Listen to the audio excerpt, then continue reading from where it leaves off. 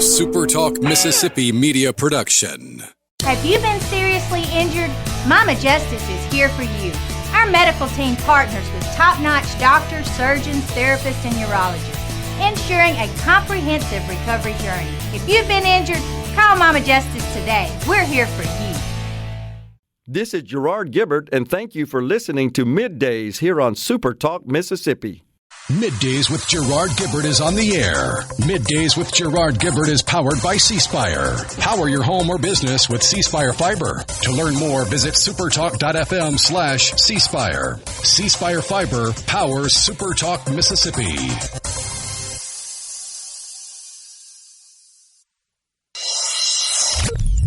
Get ready to go beyond the headlines and join a meaningful conversation with people from around the state. Hello. You're listening to MidDays with Gerard Gibert here on SuperTalk Mississippi.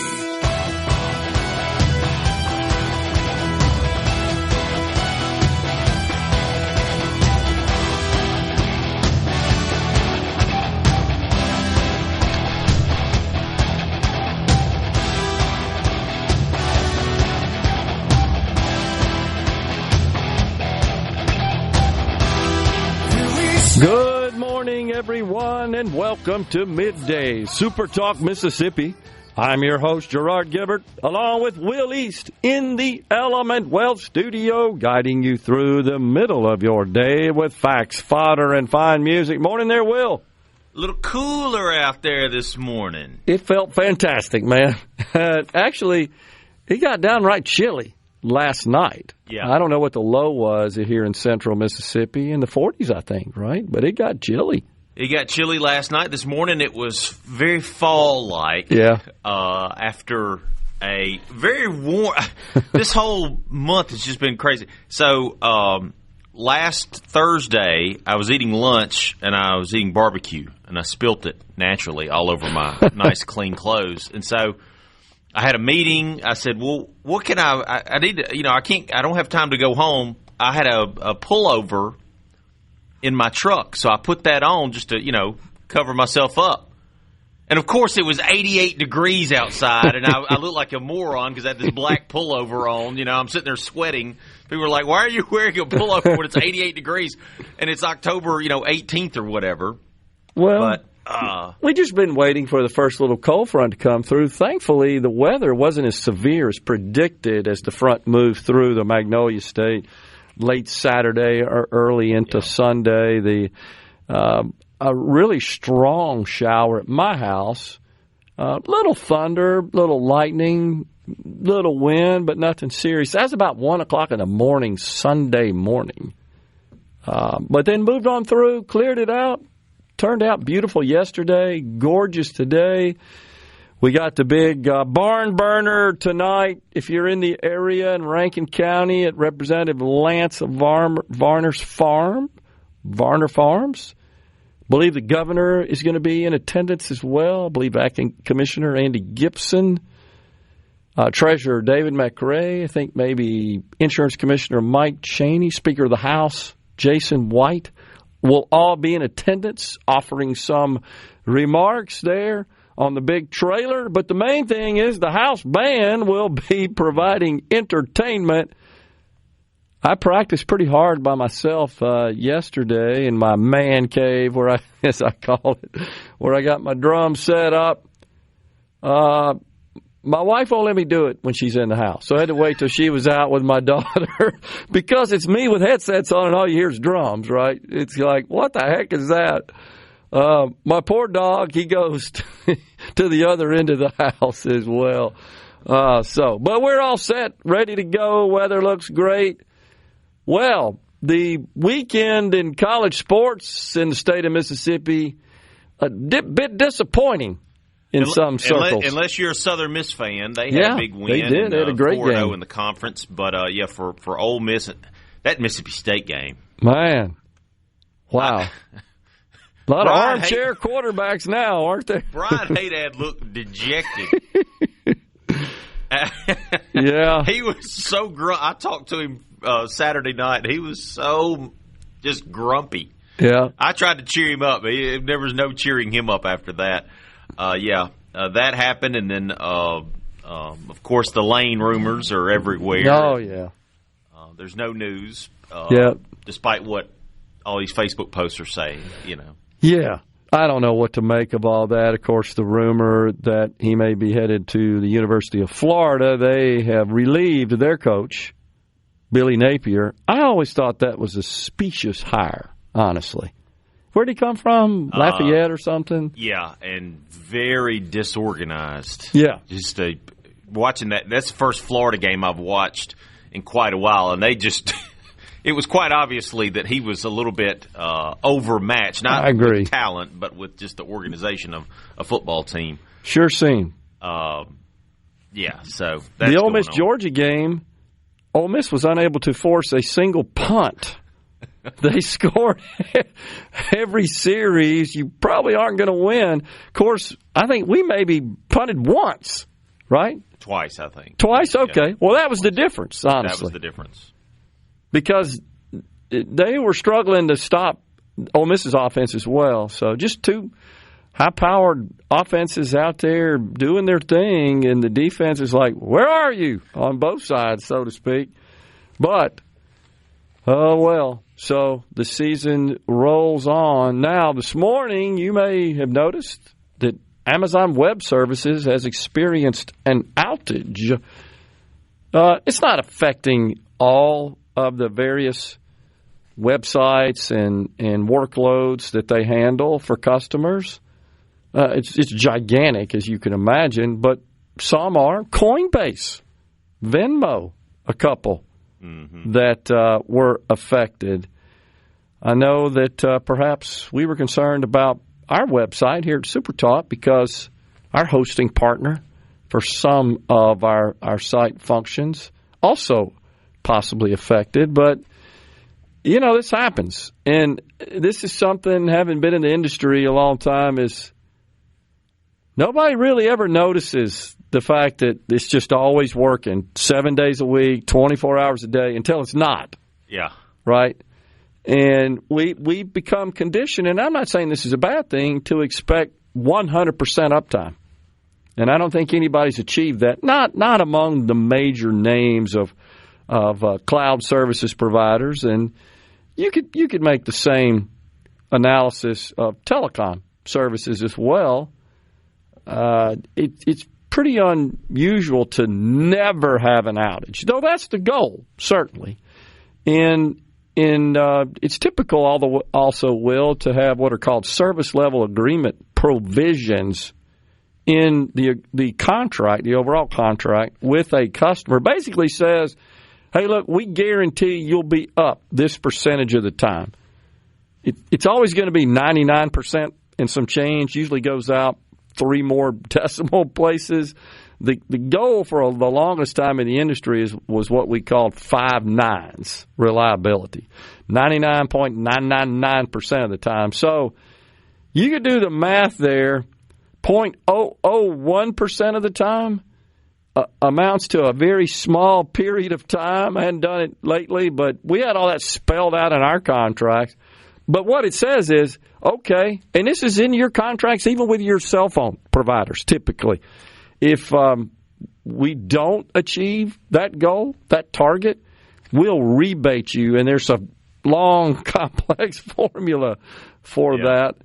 So we'll see what happens here. So like 99% of the time it's up. In this case, 99.999% of the time. So if you could multiply the 0.001 times 365 times 24 hours times 60 minutes, and you'll come up times the 0.001, and you'll get whatever that yields. It ain't a lot, I can tell you that. If only we had that with Congress. Yeah. It would be nice.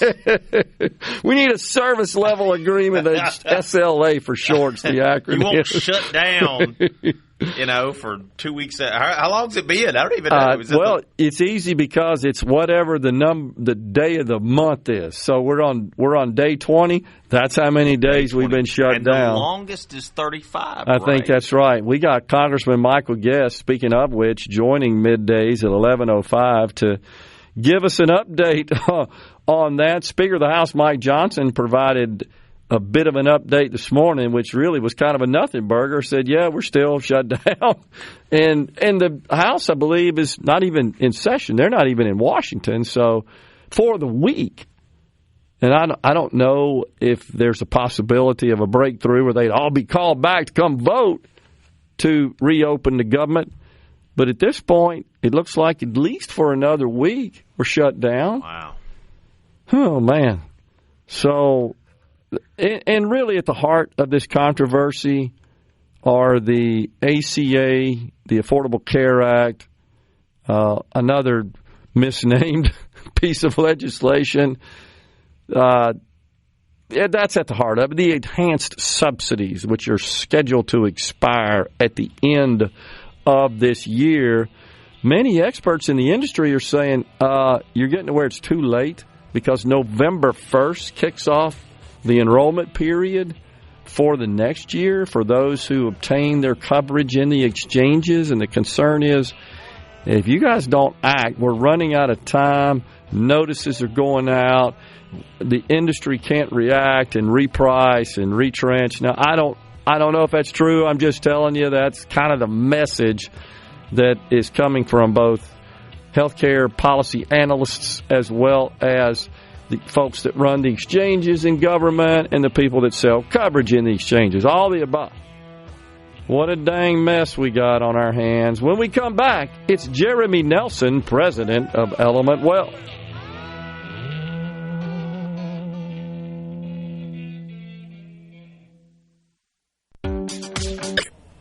This segment of Middays with Gerard Gibert is brought to you by Covington County Hospital in Collins, where your health matters.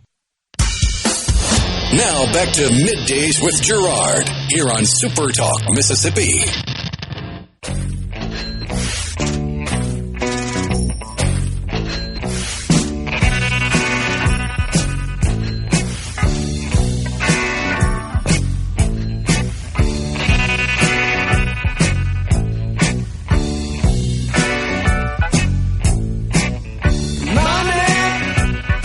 Right on cue there. We're back with you in the Element Wealth studio. We welcome now Jeremy Nelson, the president of Element Wealth. Hey, Jeremy, been a while. It has been a while. It's good to be with you today. Yeah, man. So we like what we see today. A lot of green on the screen. The Dow up 350, 360 points. The NASDAQ 200-something, I think. Treasury yields are a mystery, honestly. Gold is a mystery. The funny money is a mystery. It feels like investors we went through a period where it was Fed watching. And I'm not saying we aren't still Fed watching, but now it's tariff watching, trade watching, right? Yeah, I think we're kind of getting to that point now where what are the economic impacts of tariffs and and kind of our view on global trade. Obviously, with the government shutdown, we're not getting all of the data, but we're kind of seeing, some of the major investment banks, putting out estimates of what they would expect right now. But, yeah, I do think that we're kind of at a point now where we're going, okay, the Fed's made it clear that they're going to cut. They're not going to be as aggressive as the president would like, but, they're going to cut a little bit here. So I feel like we know what's coming from the Fed. But what we don't know is the impact of tariffs, right? We don't know, how much corporations are eating versus how much is being passed through to the consumers. There's all sorts of estimates about that, as you know, but we're not sure. But we don't know. And then obviously, when things like impacts on employment, right? Well, we know that. There's these massive revisions that have been going on for, not just this year. I think that's kind of a misnomer that like the revisions to the jobs numbers that's not a new thing. That's been going on for quite a while. Now, obviously, the last one that got the BLS. The BLS person fired was the biggest. Yeah. But it's been going on for quite a while because of the collection rate. But, yeah, I think everyone's kind of holding on. the market is hanging in there. It's been a little bit more volatile. We're seeing a lot of days where the VIX is up over 20, right? We'll see days where the market opens up and finishes down, or opens down and finishes up. And so you're starting to get a little bit of a break in the trend, yin and yang. But today we're open up well. I think people are still optimistic. Well, the president sort of softened his tone about his trade negotiations with China, and likes to boast about what a great relationship he has. He said, I don't know if you caught this, and I don't know if the market cares about this, but he said we should learn more about Xi Jinping's life story and background, that it's impressive. I don't know what he's talking about there. The president knows something. I have. And I don't know if investors are kicking in on that. I have no clue, right? Because, we did see, 2 or 3 Fridays ago, we had that big 900-point sell-off in the Dow, right? Because we were going to put the tariffs in. And then he kind of backed off, and then he kind of got back on it. And, China is retaliating, right, with limitations on rare earth exports and things like that. Yeah. I don't see a solution here. I don't necessarily see a deal, right? We've kind of been waiting. We've been waiting on this for a long time, and I just feel like there's not a resolution at this point in time. And with respect to trade policy, wouldn't you agree that our trade deal with China really just overshadows all the other ones? It does, but it shouldn't. I agree. Right, because if we look at our exports to China are half of what we export to Canada. That's true. It's about what we export to Mexico. It's similar. So you actually see very similar import-export figures from China and Mexico. They don't take as much of our stuff as China. I mean, as Canada and Mexico. Yeah. Canada and the U.S. have actually a relatively balanced trade. So if we look at our largest export market on a single country, it's Canada. Yeah, that's right. Yeah, and so it's going to affect all of the cheap crap, right? I'm thinking more of the reverse. I'm thinking more of the import side of things, and that's ultimately where it hits the consumer, is that on a lot of the low value goods that we buy from China, they're more expensive, right? But they're still the low value goods. It's not the expensive stuff. So I don't see the China trade deal as the biggest, most important deal that we have. Okay. Well, it seems like the market's hanging on it, though. Is the reason I point that out, and there's probably another dimension to it, in that we are heavily reliant on China for things like rare earth minerals that we can't produce here or don't have the means to do at this point. We're seeing an impact with that, and we're seeing an impact with farming. Yeah. Right. So not buying our soybeans. Not buying our soybeans, right? So China's retaliation is, okay, well, we're going to go to Brazil and Argentina.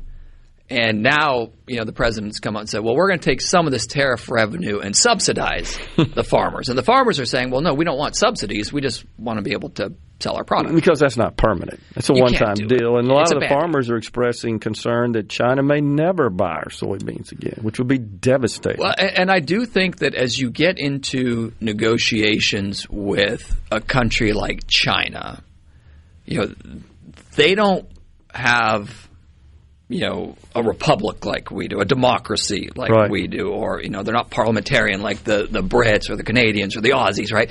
So they've got a 100-year plan.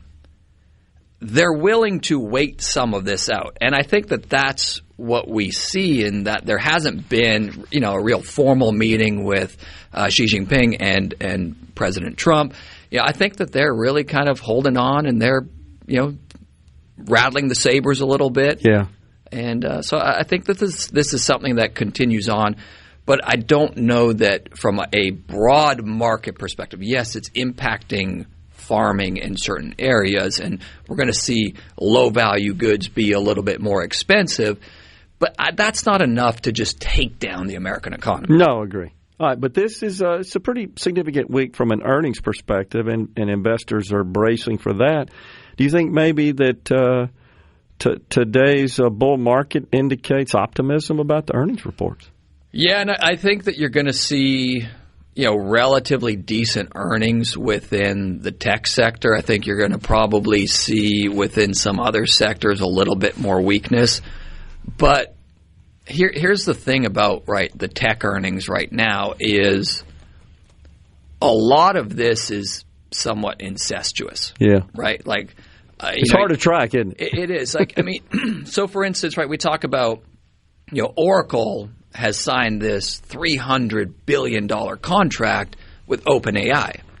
Well, the annual value of that contract is more than OpenAI's actual annual revenue right now.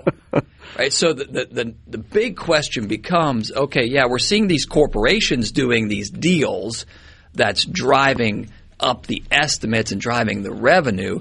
Some of it's being subsidized, through venture capital that's invested in these AI companies, but they're losing money. And so what ultimately has to happen for it to be sustainable is you're going to have to start to see the actual spend on AI from the consumer and businesses justify the spend in the infrastructure. Yeah. Because they're certainly planning on that. They're expecting that. They're positioning for it. And then AMD as well, cutting deals, right? So I was literally about to point this out. One of the things I've talked about for a while is, NVIDIA really had a stranglehold with the chips for AI. And all of a sudden, but one of the things I talked about was that eventually competition catches up, right? The margins that they had in that business would erode at some point, because I remember 2 years ago, the CEO of Amazon, Andy Jaffrey, right? Yep. He was talking about how Amazon wanted to create their own chips. Now, obviously, they were way away on that, but Google wants to do the same thing. Yeah. They were concerned about the concentration of supply in chips being from one company. And I said, well, ultimately what's going to happen is the AMDs or maybe even the Intels of the world would start to catch up a little bit. That would create competition and compress margins. Well, now what do we see, right? A $50 billion deal between AMD and OpenAI. OpenAI still is yet to produce a profit. Not even close. Right. The estimates that I've seen is that they have about $12 billion a year of revenue. They're valued at over $500 billion, and that they're losing $5 billion a year. Unbelievable. Kind of reminds me of Amazon in the e-commerce business until AWS. AWS was carrying them, and now, of course, they turned the corner, and the e-commerce business makes money. Yeah. We're going to take a break. We got Jeremy Nelson coming back in the Element Wealth studio. AMD, by the way, very impressive CEO, isn't she? She is very impressive. She's awesome. Yeah. We're coming right back. Stay with us.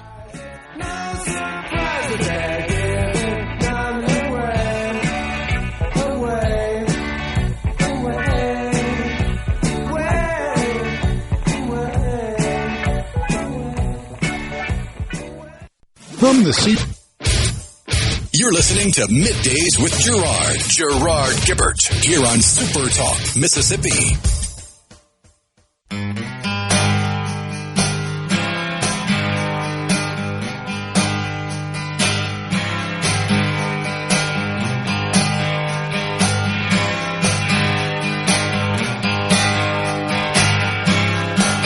Well, there's a black man with a black cat. He's got an interstate running through his front yard. He thinks he's got a... We're back with you in the Element Wealth studio, visiting with Jeremy Nelson, the president of Element Wealth. Okay, so it's a volatile market. The VIX, which is the measurement of volatility for those maybe not familiar with that, it's north of 20. Anything over, 13, 14 is considered volatile, I think, generally speaking? Yeah. I mean, I kind of look at that 13 to 17 range. It's generally, pretty normal. Right? When you start getting below 13, you're going, it's, volatility's a little soft. And, 17's not crazy. When you start getting 20 and up, that's where you go, okay, you start to pay attention. And that's how we end up with days that you described in the last segment as well. We opened up 200 or 300, but we closed down 500. I mean, or vice versa, right? And what that's showing is that there's less conviction. There's a little bit more of a mix of bulls and bears, and there's kind of like a struggle for control. I think ultimately right now the bulls are still winning. The longer-term concern is just valuations, right? But valuations are not a good timing metric. I mean, there's no way you can look at the market today and say it's cheap. I mean, you're talking about 30 times earnings on the S&P 500. So, it's not cheap, but, it's also not 1999. Now, some people will come to me and say, well, it's not like 99 because back then none of the tech companies were making money. Well, that's not true because the four horsemen were actually making money. They were back making then, money, yeah. Right? The big guys were making money. Yes, there were the Pets.coms of the world. But there's, so there are similarities. I do think that fundamentally the Mag 7 or, we look at the almost 40% or so of the S&P 500 is in the top 10 stocks. That concentration does worry me, but ultimately, these companies are fundamentally better than broadly what we saw in 1999. What does concern me, however, is that there's a bit of enthusiasm over our GDP. Of course, GDP always a strong indicator and is considered a bullish factor for investors. But I'm not sure if you saw this, but I caught a report that I dug into in great detail that if you take out investment in data center infrastructure, instead of having a 3.5% GDP, it's like 0.1 or something. So the rest of the economy not really growing at that level. What I would tell you right now is what's propping up the economy is kind of the field of dreams with AI. Yeah, no doubt. Now, and that's why I pointed out earlier, eventually the consumer is going to have to start spending money on this in order to make it profitable because, hypothetically, right, like what happens if OpenAI's revenue doesn't get to where it needs to be and they've got this $300 billion contract with Oracle that they can't afford? Well, obviously Oracle believes that they're going to get there in order to do the contract, to make the investment. But there's also a bit of an arms race here, right, where a couple years ago, Mark Zuckerberg, Meta CEO, came out and said, I would rather overinvest, right, than underinvest in this right now. He's doing it. You don't want to get behind, right? And there's been a lot of criticism about like Apple being behind. Intel. Yeah. Well, Intel missed the boat years ago. Yeah. And we're one of the four horsemen in the 90s that built out the Internet. They, Dell, Cisco, Microsoft. Yeah. So, and all those companies were making money back then, to your point. Very profitable. Yeah, extremely. But what you saw, if you actually go back and you look at the revenues of those companies back then, they started scaling up rapidly, and then there was like an air gap and they dropped. Yeah. Because there was an overinvestment. That's right. And then it normalized, and then the wreckage afterwards was pretty tough. I think Oracle, speaking about valuations, is a great company. My company was one of their first partners back in the early 90s. I actually met Larry Ellison back in those days when they had just gone public, I think, 89 or something like that, as I recall. But their PE's, 60 to 70? I mean, that's when it gets kind of scary. So this is the fundamental problem right now, is that we've dislocated from classic discounted cash flow valuations, right? I saw... I look at some of these PE ratios and I go, these are big companies to pay this kind of PE. It would be different if it was some young up-and-coming company, right, that was really going to grow into it.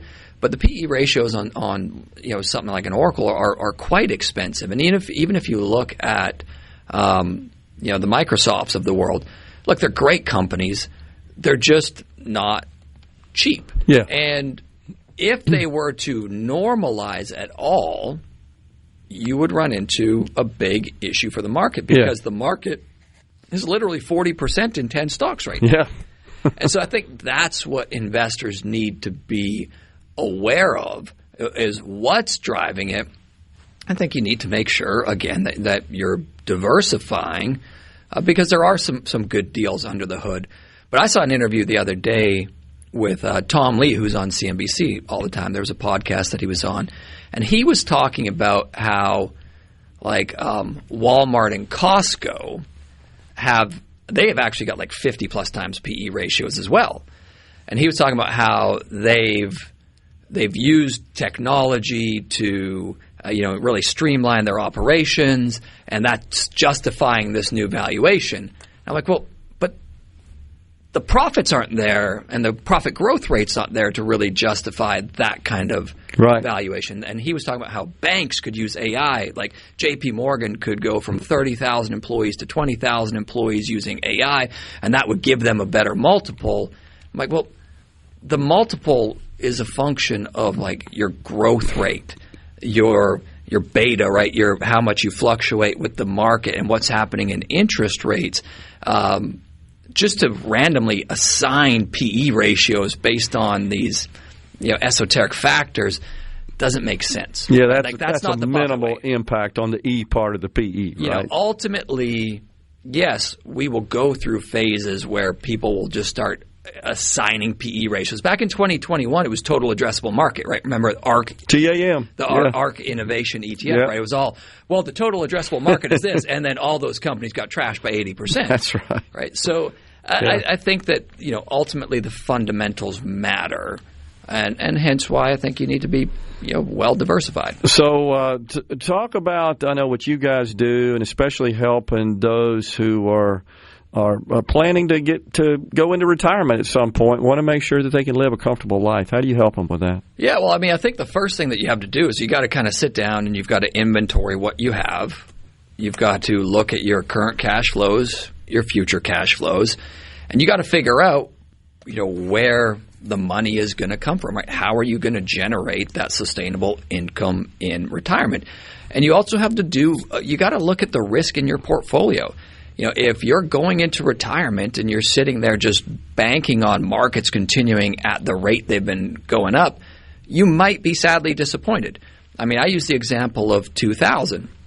If you were 100% in the S&P 500, you took 4% a year out, you bumped it up by a couple percent a year to keep up with inflation, well, you ended up running out of money in your 80s, right? Yeah. And so you really have to understand what you own, how you're diversified, but more importantly, how are you going to generate paychecks in retirement, and how are you going to manage the unknowns, right? The volatility that could come down the road. Are you feeling like that because people are living longer and they're a little concerned about their assets, they may stay in the workforce a little longer? Yes, but what we're seeing is that a lot of people end up getting forced out. Okay. Right? Some people would like to, but then some people end up getting forced out of the labor force. I always tell people who are pre-retirement, sometimes people don't know exactly when they want to retire. My point to them is, all right, well, let's figure out the point at which that you're working because you want to, not because you have to. Right? And that's the key there. And now, obviously, look, full Social Security is now 67. It's not 65 anymore. All right? Now, Medicare is still 65. So 65 is still a big trigger for most people to look at. But the reality is, yes, we do live longer. Yeah. So a lot of people are having to work. Well, because you may outlive your assets. That's the fear, is it not? Do you run into that some? The number one fear financially, right, that people have is that their money won't last long enough. Yeah. And you have to – but the only way you're going to know that is to run a financial plan and test it and see what it looks like. And that's what you guys do? Yeah. Yeah. Well, you've done it for me, and it's worked quite well. I can certainly say that with a high degree of confidence and experience for now, 5-6 years, yep. I think. So, yep. Always good talking to you, Jeremy. Appreciate you coming in. Always a pleasure. Thanks, Gerard. We are coming right back, folks, in the Element Wealth studio. Don't forget, at 11:05, it's Congressman Michael Guest.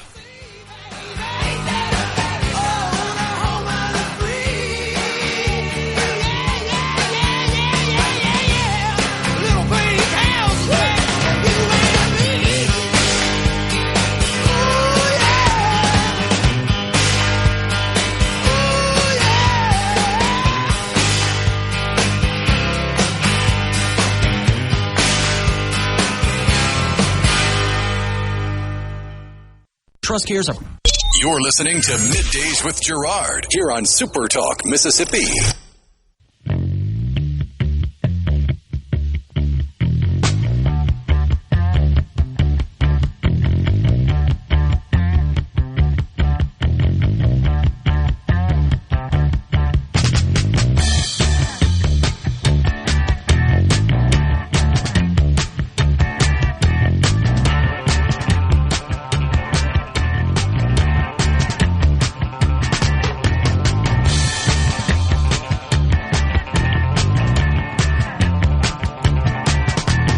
The people who would like to have a king protested no kings.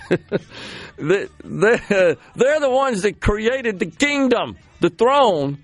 They just don't like who's wearing the crown, I would put it at this point. Look, if they thought they could get somebody in that position to act as a king and just issue decrees and commandments that were consistent with their agenda, they would be all freaking over it. They would have no problem. I actually saw a sign from the UK, and it said, "No kings." I thought, Well, do we not celebrate No Kings Day on July 4th? Isn't that kind of the way that works? Yeah, I saw there were some people that dressed up as Revolutionary War people, era soldiers, cosplay basically over the weekend, and I thought, I remember when the Tea Party people did that, and you called them racist. That's exactly right. Yeah, I forgot about that. Mm-hmm. Yeah, and that was kind of in protest of, as you recall, Barack Obama, who they thought was comporting himself as a king. But the main thing that got that going was, of course, the passing of the Affordable Care Act. Mm-hmm. They just felt like that was oppressive and too much government involvement in health care and very restrictive. All the above, absolutely, is the case and invasive of one's privacy. But the thing that really got it going that I remember from that period was that very smug head of the IRS, Lois Lerner. Remember, they brought her to the Hill. And it was about the way they were approving or actually rejecting applications for nonprofit status with the IRS by groups that had a conservative bent to them. Yeah, that absolutely is. I mean, we talk a lot about the weaponization of government. That feels like kind of the starting point of that. Well, it was not only that, there was a lot of Tea Party groups that were targeted for audits. That's right. Basically because they had Tea Party in their name. And that was, okay, well, they got Tea Party in their name, let's go ahead and audit them, which, Yeah, and I remember one, I can't remember her name now, but it seems like she was the head of the Tea Party movement. She went to the Hill. Mm-hmm. And made the statement there in the Congress, you're out of your swim lane, something to that effect. And she's right. You've forgotten that you work for us sort of deal. All that was absolutely correct and accurate. But, yeah, this is crazy. And, of course, these are the same people that wore masks like a sacrament, that said you got to have 14 boosters to keep your job and carry around an ID card. And I mean, it's just a litany of crazy things that they insisted and mandated. Who could forget Joe Biden telling us how many people you could have at your Thanksgiving dinner? Absolutely. You can't go worship, right? Couldn't do that. Couldn't go to church. Couldn't go to church. I remember them bulldozing basically skate parks in California because teens were starting to gather there. Yep. That's right. There's a certain group of them that like control, and I think you and I and Jeremy were talking off the break. Man, if Bill Clinton was 40-something years old today, he'd clean up. Yeah, he was certainly a more reasonable person for a Democrat than any of the current day Democrats. He kind of hits that moderate lane that a lot of people on the right and left would define themselves as being in. we don't really have that in the Democrat Party anymore. It's just way the heck out there on the left, and they continue to lean into it, which is just mind-boggling to me. And I don't get it. I don't get it either. I mean, you have a few moderates out there.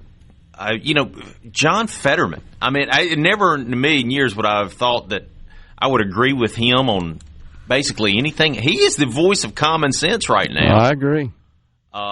On the Democratic side. It's pretty amazing to see somebody like him who was so, at the time, seemed radical, but kind of, after gotten to office, I mean, kind of just does what he believes. And I don't, that's the other thing is I don't believe that some of them believe half the stuff that they're spouting out. Yeah, and though there were no reports that I'm aware of any sort of violence. There were peaceful protests, which is good. Estimated 6.5–7 million people across the country. New York City was kind of ground zero for that. But I saw some interviews where some of the attendees once again invoked violence as a solution. Stephen Miller, of course, a policy guy in the Trump White House, even talked about he just needs to be assassinated or something to that effect. Like, what's wrong with these people, man? Man, oh, man. Fox News, SuperTalk News, coming up next from the Element Well studio, then Congressman Michael Guest.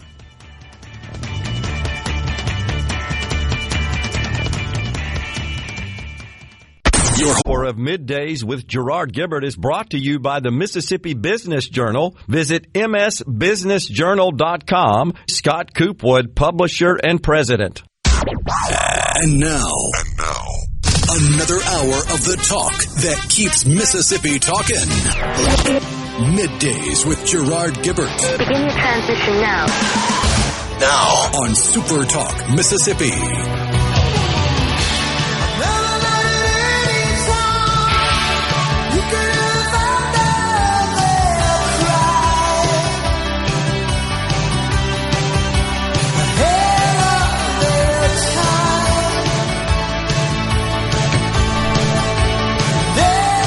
Welcome back, everyone. It's hour 2 of Middays. We are live in the Element Well studio. It's our pleasure to welcome now Congressman Michael Guest. He represents Mississippi's 3rd District.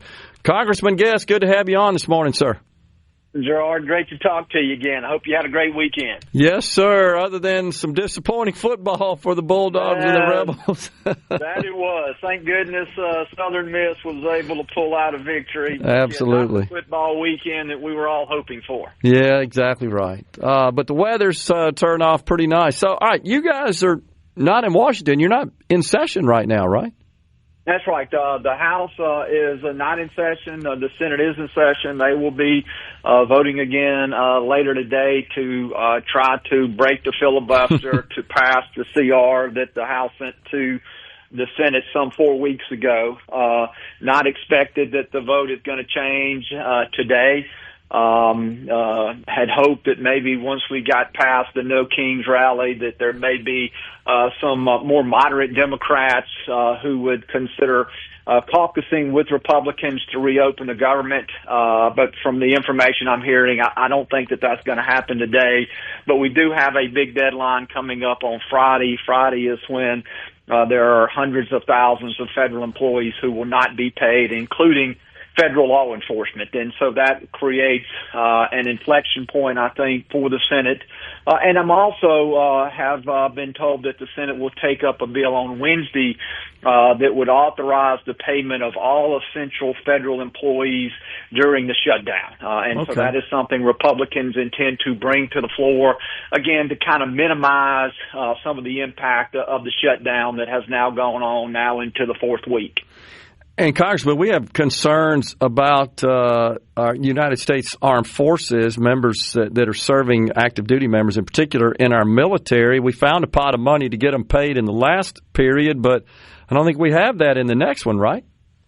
Yeah, the Trump administration was able to find research and development dollars, which they were able to shift to pay our military. I don't believe that there is enough money left, particularly in the R&D budget, to pay salaries for the next 2 weeks. Now, the administration may be able to find some additional dollars. But look, I got to give the president a lot of credit here, Gerard. I mean, the president has worked very hard to minimize the damage, the impact of the shutdown. Yeah. He's paid the military, and he's found money to pay them, which is the right thing to do. Some of my Democrat friends were upset about that. But look, I give the president credit for going out there, finding those dollars. He has kept the WIC program, a nutritional program used by pregnant women, new mothers. He is using tariff money to keep that program afloat when that program ran out of money shortly after the shutdown. The president is looking at ways in which he can find dollars to pay federal law enforcement. At this point, that's still something that the administration is doing. And so Donald Trump has done all he can to minimize the damage. But at this point, we have seen really no breakthrough with Democrats that they are willing to come to the table to end what will, after tomorrow, be the second longest shutdown in government history, reopen the government so that we can get back to doing the people's business. Yeah, you're absolutely right about that. He has done his dead level best to try to minimize the pain, for sure. So here's a procedural question for you, Congressman. I'm not sure I even understand. Who can actually put such legislation on the floor in the U.S. Senate? Is that strictly up to Senate Majority Leader Thune? How does that work? Yeah, as I understand, I think their rules are very similar to ours in that it does require the majority leader, in this case, to be able to put legislation on the floor. I do believe that the Senate has a process very similar to what we have in the House, that if you have a certain number of members, then legislation can go directly to the floor, and then the House, it's known as a discharge petition. I think they have something similar in the Senate, but it's going to be up to Thune to be bringing the legislation to the floor. Either he has to bring it or he has to allow Schumer. And for a number of weeks, he allowed Schumer to bring the Democrats' counter-proposal to open the federal government. That was the proposal, if you remember, Gerard. It had roughly $1.5 trillion in new spending. Yeah. Some of that would go back to reimburse states that allowed illegal immigrants to opt into their health care system. It abolished the $50 billion rural hospital fund. It reauthorized some of the funding that had been cut in the rescissions package. And, you know, it had money in there for a lot of LGBTQ. There were tens of millions of dollars for the LGBTQ programs out there, which many of us don't feel should be funded with federal taxpayer dollars. And so they were allowed to put that bill on the floor. It failed. At this point, Schumer is not allowed to put that version on the floor. Okay. And so it will be strictly up to John Thune as to what legislation they choose to take up. Okay, gotcha. Well, but you don't expect the outcome to be any different at this point, do you, Congressman? I don't. I don't see that there has been any movement. I know that we are past the pressure point of the No Kings rally, that there were a lot of people who believed that the Democrats were not even going to consider reopening the government till they got past the rallies this weekend. We're on the other side of that. I'm hearing that once the notices go out at the end of the month, beginning of next month, that the Democrats may be willing to consider reopening. But, you know, here's the thing is the Democrats are wanting to close the government because they want the extension of the Obamacare subsidies. Yeah. That in and of itself is roughly $500 billion over the next 10 years. But they're not willing to negotiate. I mean, that's what Jeffrey said. Jeffrey said, we're not willing to negotiate. It's an all or nothing. And look, Republicans just aren't going to give the Democrats what they want in this case. The Affordable Care Act has been a complete failure. It is anything but affordable. It is being propped up by federal tax dollars, in this case subsidies going directly to insurance companies. And Republicans have said, if you want to talk about what we can do to improve health care, open the government. But I'll just tell you, you know, I can't speak for all Republicans. I can only speak for one. But I never intend to vote for what the Democrats are asking for just to get them to reopen the government for 7 weeks. That's not going to happen.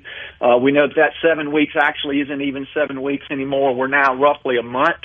We're just asking the Democrats to open the government between now and November the 20th, and they're unwilling or reluctant to do so. So I think we're going to continue to be in this standoff probably for several more days, if not the foreseeable future, Gerard.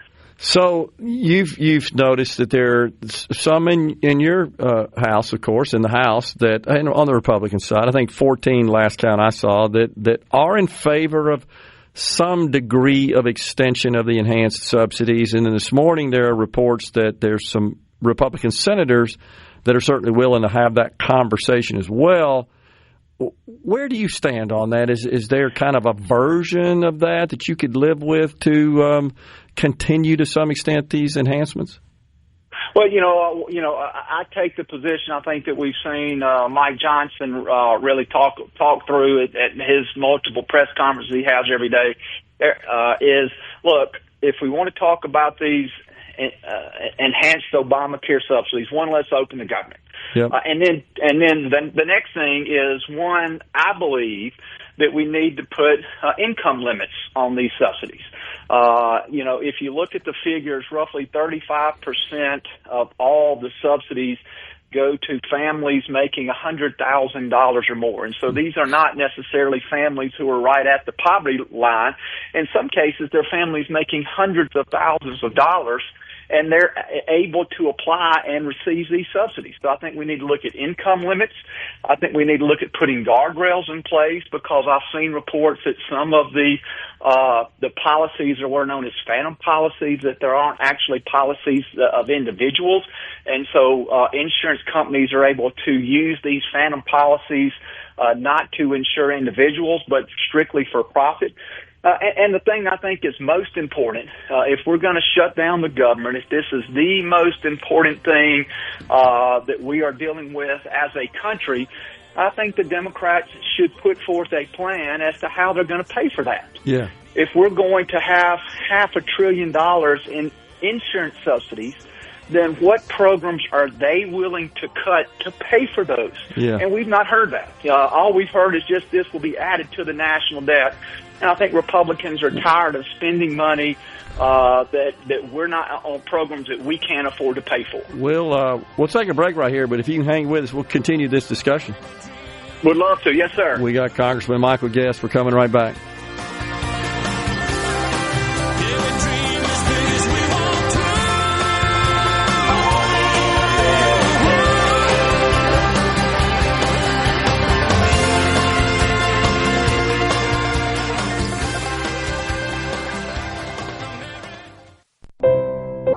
Middays with Gerard Gibert. Let's do this.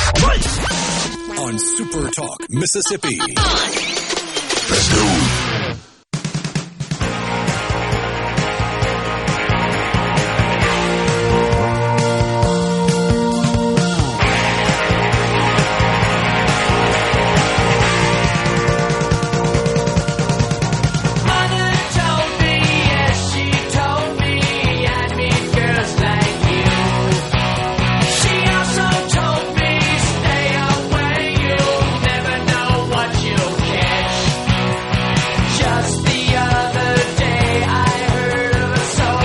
Welcome back, everyone. It's Middays. We're visiting with Congressman Michael Guest. All right, so, Congressman, is it possible we can see a breakthrough on this? Because I understand your position, and you're right that these enhanced subsidies are cost about $40 billion a year. That's on top of the $80 billion plus already that the just standard original Obamacare ACA marketplace subsidies cost. So you're looking at $120, $130 billion a year of what, as you indicate, are simply payments to the insurers that sell their coverage in the exchanges. This isn't cash money vouchers that goes to the subscribers. You sign up, and the way the law works, your premiums are limited to a certain percentage of your income, and everything over that, the government picks up and sends directly to the insurer. Yeah, you're exactly right. I mean, and that's what I think a lot of people don't understand. I mean, these are subsidies to the insurance company. And so these monies go directly to the insurance companies. You're exactly right. They don't go to constituents. They don't go to the individuals. They go to the insurance companies. There have been allegations that there are many fraudulent policies because there are no claims that are made on those policies. And so there needs to be guardrails in place to stop waste, fraud, and abuse. I think when people think about subsidies for health care, they think about people who are at or near the poverty line. They don't think of individuals and families who are making, in some cases, hundreds of thousands of dollars. And again, we're $38 trillion in national debt. And so, at some point, we've got to step back and we've got to say, look, what are some of the driving costs of that debt that we're incurring? Yeah. And some of that's healthcare. Healthcare is a big part of that. Yep. And so this is a way for us to begin to get that spending curve under control.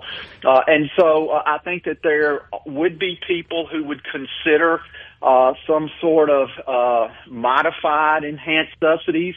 But I think that there is not an appetite in the House, at least, and I can only speak for the House, are not a widespread appetite, and I don't think Mike Johnson is going to put on the floor just a flat extension of the Obamacare subsidies. And we see Jeffries has said, look, he's not in favor and does not support a one-year subsidy. He doesn't support us negotiating changing this program. He wants the program extended as is indefinitely, and that is the only thing that he will be supportive of. Okay. So he's drawn a line in the sand, and he said, hey, we don't want to negotiate. This is a hostage situation. This is a take it or leave it. If you don't give us what we want, then we're going to keep the government shut down. And that's what we've seen now going on for week 4. Okay, so I didn't realize that. So Schumer says no, it's got to be permanent. That just an extension not for Schumer. a year. Oh, Jeffries. Oh, Jeffries. Pardon me. On the House side. Okay, that's what I apologize. I missed that. Yeah, but my guess is Schumer may feel the same way because, like I said, there are Republicans that said, okay, well, if you guys would just open the government up, I'm talking about in the Senate, we'll talk about this, and really I think what they mean is we'll talk about ways to address this health care problem that's affecting all of us. And this all goes back, Congressman, you talk about the Affordable Care Act, how it's made premiums and the cost of health care anything but affordable. Goes back to some wizard back in 2009-10 timeframe that said, hey, insurance shouldn't cost more than 8.5% maximum of your household income. That's right. When Obamacare was being debated, when it ultimately was being passed out of the Senate and House strictly along party lines, I mean, the American people were sold a bill of goods. I remember that if you like your doctor, you can keep your doctor, that quality of care is going to go up, cost is going to go down. And I think many of us, when we heard all the arguments that were being made in favor of that, many of us were skeptical and said, hey, we don't believe what we're being told. And now as we look back many years later, we see that the cost of medicine has gone up dramatically. While health care has improved at some level, it's not improved to the level that we had been promised. And again, this is a major driver of our national debt, which is health care. And how do we look at health care as a whole? And look, if you want to talk about, and I think it would be a great discussion for the House and Senate to have, is what can we do to overhaul the Affordable Care Act? What can we do to make sure we're taking care of our rural hospitals, we're taking care of people in rural communities, but what can we also do at the same time that we're going to try to get costs under control? And just passing an extension of the Obamacare enhanced subsidies, which were supposed to expire at the end of COVID, and we're well past the end of COVID, I believe it's going to do nothing but continue to drive costs up. Yeah. Yeah, well, it seems like it. Is there any further discussion among your colleagues, Congressman, about other areas that we can cut spending, especially given that it looks like we got an increase on the defense side of the discretionary component of government, but that other half of discretionary spending, which is the massive agency complex, I know there have been some permanent layoffs, it appears, or terminations of some of the jobs as part of this furlough process during the shutdown. Any discussion there about cutting some spending? Yeah, and that's one of the reasons we need to get the government reopened, Gerard, is, in the House we have passed all 12 of the appropriations bills. If you look at those 12 bills, 9 of those 12 bills we actually reduced spending from the year before. And so the bills that increased spending were Homeland Security, Defense, and MilCon VA. The other 9 bills, we actually had a reduction in spending. So an overall reduction in spending from the previous FY25. And what we're trying to do is get the appropriations bills. We're trying to get back into regular order, get the appropriations bills in the House and Senate, get those bills worked out, the differences in those bills, so that we can fund the government by way of appropriation bills, not CR. But I will tell you that the appropriation bills in the House, again, 9 of those 12 bills, we came in under the amount of money that we spent in FY25, and an overall decrease in spending. So there is an effort on the Republican side to bring spending down. Now, that only accounts for discretionary spending, which is 25% of the spending. Yep. The other 75%, as we've talked about before, is mandatory spending, and that mandatory spending will go up as long as we continue to see health care costs soar. Right. But I did want to point out, of the 25%, as you point out correctly, which is discretionary, that goes generally about half to defense and half to so-called non-defense domestic spending. But both the House and Senate passed legislation that does increase defense spending. Man, it seems like at a minimum we got to reduce the non-defense discretionary spending by at least that amount. Yeah, and the increase in the defense spending, I will say, was fairly minimal. There was an increase, but it wasn't a huge increase, again, from FY25, and there were corresponding cuts and actually additional cuts in the other 9 spending bills, so we would actually be in FY26. We would spend, again, looking at the 12 bills in total, if what passed the House Appropriations Committee were actually signed into law, we would actually spend less in FY26 than we did in FY25. Okay, gotcha. Well, I do think that the increase on the House side was somewhat less than what the Senate NDAA was calling for, as I recall. Yeah, and look, we got to make sure that we're paying our troops, sure. And we've got to make sure that we're making that investment. You talk about Reagan's vision of peace through strength. We are able to stay out of conflicts if we have the best trained, best equipped fighting force in the world, which we currently have. But we know particularly what we've seen with defense spending in China, that we are in a new Cold War, a new arms race, and we can't afford to fall behind. And so that's why it's important, with all the events happening in the Indo-Pacific, that we continue to have a robust investment in our military infrastructure, and making sure, again, that we properly pay and support our troops. Yeah, absolutely. I'm concerned about that, man. I think you would agree. If anybody needs to be prioritized to get paid, it's the people that serve in our uniform. That is right. And look, I give the president a great deal of credit for finding money to pay our troops and not using them as a pawn in this government shutdown. And I continue to support his efforts.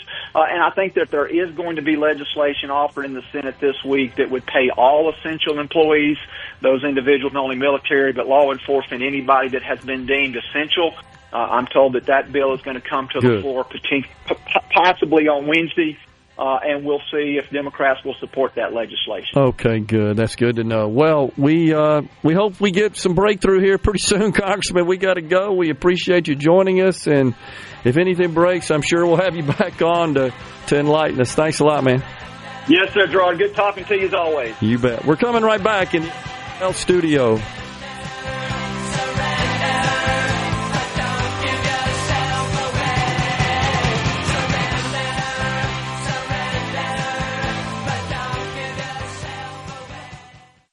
From the Sebra, Mississippi, Days with Gerard Gibert. It is on SuperTalk Mississippi.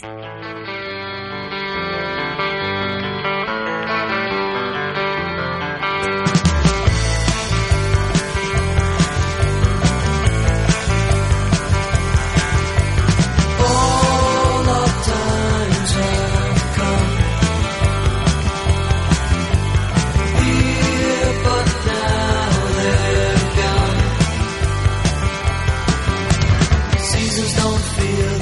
Welcome back, everyone. It's Middays. SuperTalk Mississippi from the Element Wealth Studio. We appreciate Congressman Michael Guest for calling in today, giving us an update on what is just a stalemate at this point. Doesn't seem like there's any movement there, Will. No, I think both sides are making a political calculation, in particular the Democrats more than any. I think they believe that as long as they keep beating this drum of ACA subsidies and holding out for that, and I honestly think they are intentionally dragging this out so that the government remains shut down when folks start getting these notices in the mail or their email in the next few days about their premiums next year. Open enrollment starts November 1st. And at this point, it's in the books that the enhanced subsidies are scheduled to expire. And in doing so, these letters, these notifications are going to be going out. Folks are going to learn that their premiums, those that buy their coverage in the exchanges, are going up. In Mississippi, by the way, that's 340,000 people.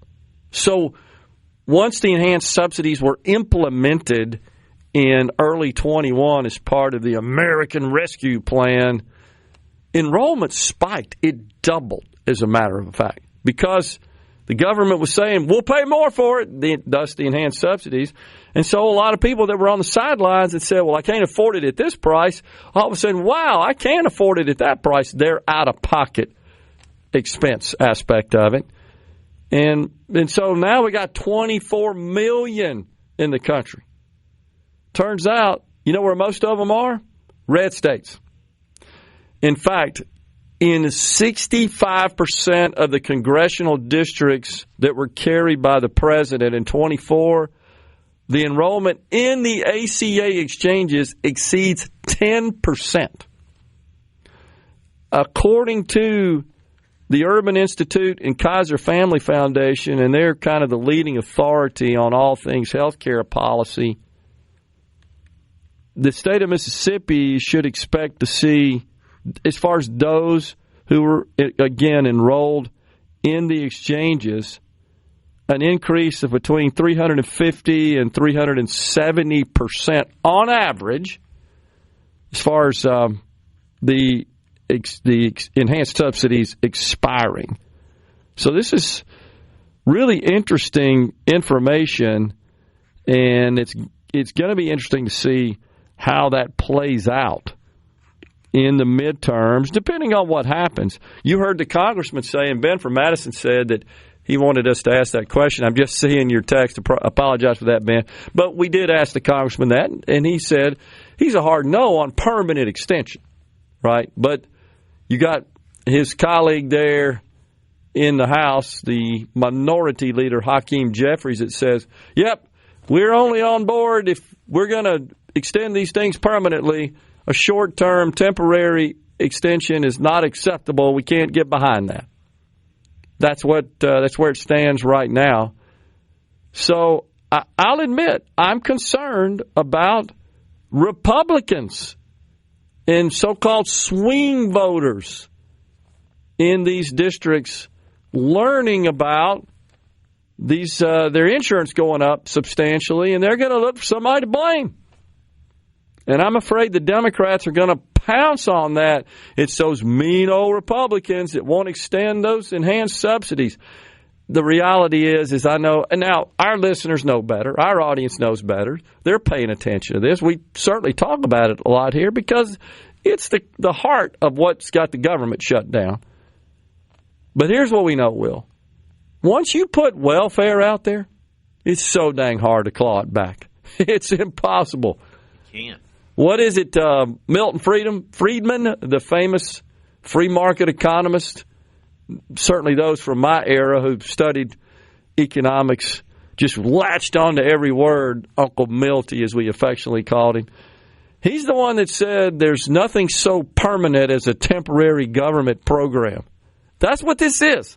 This is a temporary government program, and it don't matter what your political stripes are. All you know is that your cost of living goes up and you want a pound of flesh. That's just how our people are. We've become so conditioned to the federal largesse. Our state is, sadly. And I'm not placing blame on anybody here, including our lawmakers, but I'm just saying if you look at the Medicaid program, which we didn't create, the Democrats did. Lyndon Johnson did in 1965. And you look at the cost of the Medicaid program in this state, the combined federal and state dollars exceed the state's general fund budget. That's how big it is. We get $7 billion a year from the federal government to operate the Medicaid program. And if we said no to that, by the way, I dare say the hospitals in this state would crash. Every single one of them would, because they're required to treat everybody that comes in their ER because of a Reagan-era law. And I don't think you could get – I know Thomas always talks about we should repeal that law. He offers no alternative to that. If somebody shows up, they're in labor or they're experiencing a heart attack and they can't pay for it, no healthcare professional is going to say, I'm sorry, you just have to die in the street. That's just not going to happen. Not going to happen. So the question is, how do we address that? How do we deal with that so that it doesn't break us and so that it's fair? And that's a confounding question, honestly. There ain't nothing easy about that. So that's what's going on at the federal level and trying to relate that to the state as well. Now, Kaiser estimates about 70,000 in Mississippi would drop their coverage. 70,000 out of 340. That's a lot. And that means now that they're going to suck up resources when they need medical care. They're not going to pay. And we end up paying in our commercial premiums. Yep. Is how it works. So you can't have a free market in health care until you're able to deny care to those who can't pay. And if you do that, people will die. And that's not acceptable, I think, to society either. Now, there's some that are just hardliners that said, yeah, okay, they just have to die. I don't think that's going to be popular, is what I would say. I don't think that's a popular position. It's not right. Yeah. So, and Ben also points out the military action in Venezuela. Yeah, this is getting a lot of attention. The president was out posting video, was he not, Will, of attacks on these boats, and I think a submarine as well that they maintained was full of drugs, fentanyl in particular. And so, yeah, this is a very challenging, controversial question. Is this use of American assets as an act of war, and should that require the Congress to declare it? You're going to see more and more about that. Already there's a lot of buzz about that, and there's some pushback. Rand Paul, who the president can't stand, he's already spoken up about it, as has Thomas Massey. And I know the president now says he's going to find somebody to run against Thomas Massey. Not a fan. I don't know. This is a tough one. I mean, I think it's a tough one in that, hey, is the president acting in a way that is more of emergency in nature, where he's defending the nation from the infusion of these drugs into our country, which are killing people? And the same is true with tariffs. Now, I gotta share something on that. Stephen Moore, an economist who worked for the president in the first tenure, in his first term, he has a publication called, or a group called, Unleash Prosperity. And he's a frequent guest on the business networks. He's been on this program a couple of times. Yeah. He's awesome. And he was talking about the Supreme Court, which is now in session, of course, taking up the issue of the legality of tariffs imposed by the executive branch. You know what he said this morning? His prediction that the Supreme Court is going to strike it down. I was shocked. He said either 6-3, 7-2. He expects to rule against the president's authority to impose tariffs unilaterally. And the president's lobbying for that. I heard him this morning saying this would be disastrous for our country if we don't find that these tariffs are constitutional and that he's within his authority under emergency powers and so forth, man, you talk about wreak havoc on the markets. If just the uncertainty, it's the volatility that spooks markets. Oh, wait, the president's putting these tariffs, now the Supreme Court says you can't. Your head's spinning, and they want stability is what they want. In the meantime, the president's diligently working with Xi Jinping in China to try to cut some deal. It's also being reported that he might actually show up at the Supreme Court and be in the gallery and witness the proceedings when they take up the tariff issue. Final segment is on the other side of the break. It's Mondays. That means Super Talk Outdoors with Ricky Matthews at 12:05.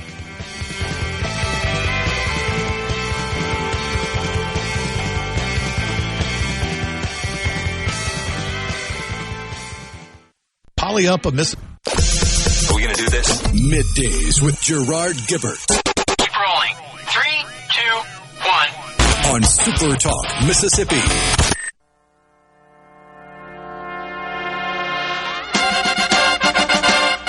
What goes up must come down. Spinning wheel, got to go round. Talking about your troubles, it's a crying sin. Ride a painted pony, let the spinning wheel spin. You got no money, you got no home. Welcome back, everyone. It's Middays from the Element Wealth Studio. So you probably saw that Secret Service found a suspicious hunting stand with a line of sight to Air Force One. And recommended that the president, of course, I think they're in charge. I think it's like demanded that the president use the shorter stairs to board the plane. Is what I'm reading here, to stay lower, I guess. So that would be a problem when you sweep the area. There's a hunting stand that they declared as suspicious, but with line of sight to the president's plane. That's certainly a problem for sure. You know, we were talking about AWS being down, experiencing some outages, so I'm unable to get to the Wall Street Journal website. And I checked on multiple devices just to make sure. Now, maybe it's cleared up since then, but last I checked a few minutes ago, I couldn't get to the Wall Street Journal site. Interesting. Something going on there, and I didn't know. Mine's down too. Okay, I didn't know if it was related to that. I'm not sure. I bet it is. I wonder if they host their site with AWS. I'm kind of thinking it might be related though. Huh? Yeah, I just tried to. You don't realize how interconnected a lot of this stuff is until it goes down. Oh, big time. Yes, exactly. So I just tried to access it again and got service unavailable 503 error, right? That's what you're getting? Problems at Disney Plus, McDonald's app, New York Times, Reddit, there Ring you doorbells, go. Robinhood, Snapchat, United Airlines. You mentioned Venmo earlier. Yep. Yeah, so that's a very good chance that that's what's happening. Also a report just over the weekend, the average new car price in this country, $50,000. Wow. First time ever. That's $750 a month for the average person who finances their vehicle. $50,000. I remember when that was a serious luxury vehicle, right? This is the average now. Yeah. $50,000. And I think with the tariff stuff and the rare earth issue, I didn't realize how many of those rare earth materials are used in the production of a vehicle. That's causing problems as well. So, but a lot of parts are made, unfortunately, in China that are imported and used in the manufacturing process. So they are subject to the tariffs, and that's driving the price up. I have seen reports that from the various financial media that so far American companies are absorbing about 65% of the increased tariffs. Just not passing that on to customers. But that's not expected to last, that they will start passing that on. They just can't sustain it. But right now, they're hesitant to raise prices as a result of tariffs, and so they're just eating them. And then it is true that some of the foreign exporters, they are absorbing about 20 to 25%, and then consumers in America are being hit with the remainder, which is 10% or so. So that's what I think it's Reuters and Bloomberg both reported that, based on their assessment and analysis and just investigation and working with these companies. Gary in Carrollton says the Affordable Care Act is providing affordable insurance for its target audience. Well, certainly those who obtain their coverage in the exchanges, which generally speaking are individuals, subcontractors, retired folks that aren't yet on Medicare in that kind of squishy period before they turn 65. There are a number. Just independent contractors, I think I mentioned that. That's who buys their coverage in the exchanges. The rest of us get it from our employers, and that accounts for about 85%, if not more than that, of the total commercial coverage. Commercial meaning not Medicare, not Medicaid, not government provided. And the ACA are marketplaces of commercial insurance policies. So mostly, again, from the individual market, meaning they don't participate in the group market with their employer. Many of them are not employed, or they're small businesses and they don't offer coverage. That's pretty typical as well. But, yeah, and the deal that the Democrats are pushing really hard, you may have seen this narrative, is, let's see, a 60-year-old couple making $85,000 a year losing the enhanced tax credits would increase their premiums by about $1,900 a month. And I'll explain why that is so sharp for that particular case on the other side of the break, because they're not giving you, as you can imagine, the whole story here. We have to do it tomorrow. Oh, tomorrow. We're out of time. My apologies. I'll get to it tomorrow. That's right. It's Monday. We're out of here today. Back with you tomorrow. Until then, stay safe and God bless.